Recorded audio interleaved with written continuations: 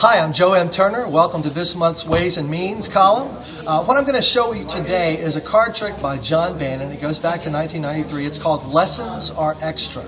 And the title of that trick comes from a movie, The Cincinnati Kid, back in the 1960s. Starred Steve McQueen, Edward G. Robinson. Edward G. Robinson played a gambler named Lancey Howard. And there's this great scene where Lancey Howard has just beat this other guy gambling, and the guy asks him, "Lancey, how did you know I didn't have the ace or the king?" And Edward G. Robinson has his cigar, and he takes it out and he says, "Kid, you just paid the looking price. Lessons are extra." So that's the name of this trick. It's based on that great line, and that's because this routine is all about cheating at cards. And so I'm going to show you 3 methods of cheating at cards. And just as my grandmother used to tell me, I'm going to cheat using the kings. And there's a couple of really good reasons for using the kings. First of all, the kings are high enough that you're not going to lose by accident. And to use the aces would just be showing off. So here's what we'll do. We'll cheat at cards using the kings.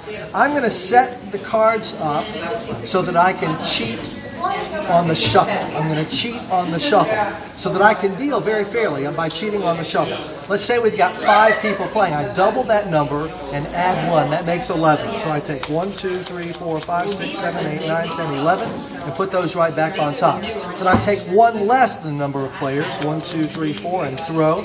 The number of players, 1, 2, 3, 4, 5, throw. 1 card. The number of players again, 1, 2, 3, 4, 5, and throw.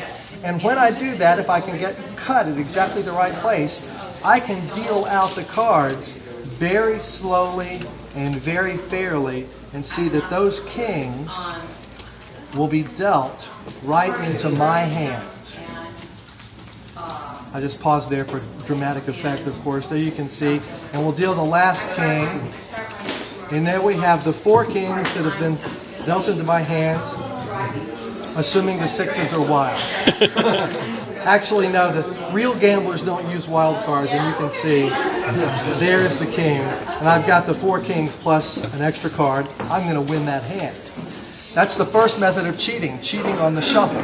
The second method of cheating is cheating on the deal. And this is where gamblers are very skilled at dealing from the middle of the deck or the bottom of the deck and all that. So I want you to remember the 4 kings and this extra card, the 6 of clubs. Hopefully you'll see it again if I'm able to keep track of where I cut it into the deck. And I'm going to deal the hands out again, and I'll try to do it as fast as I can. And I'm having to use a little more wrist action this time in order to get to hide the deal that I'm faking. But if you take, do you remember what my whole card was? 6. The 6 of clubs. Actually, this time I was just showing off. This time I confess I was just showing off. We've got the 4 aces, of course, and I did hit the 6 of clubs.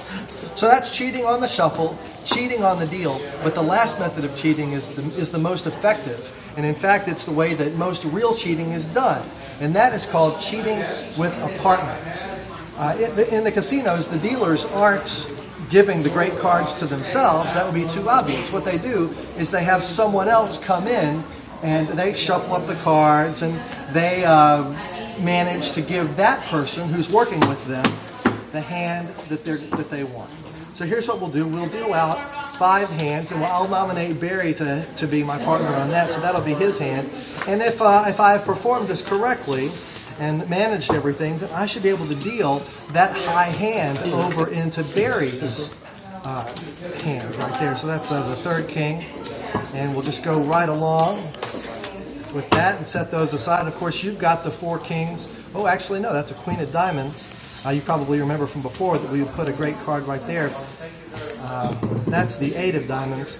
You know, this reminds me that I may have failed to mention the most important rule in gambling. Never trust your partner. See, I gave him 3 kings, but I couldn't give him the 4th king because I needed it to go with my 10, my jack, my queen, and my ace. That's a royal flush in spades. I think I've won this one. Lessons are extra, my friend, and we'll see you next month. Thanks, I'm Joe M. Turner.